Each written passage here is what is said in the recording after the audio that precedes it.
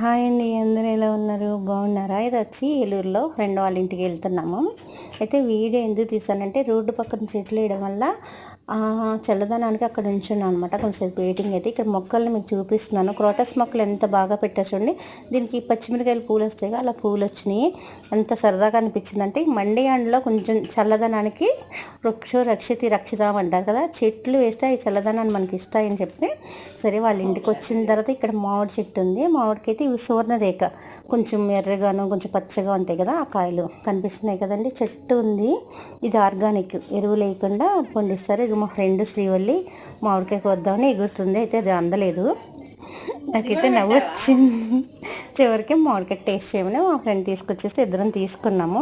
Taste అయితే చాలా బాగుందండి. సమ్మర్ అంటే మామిడి పళ్ళు సీజన్ కదా, మామిడి పళ్ళు ఇష్టం లేని వాళ్ళు ఎంతమంది ఉంటారు?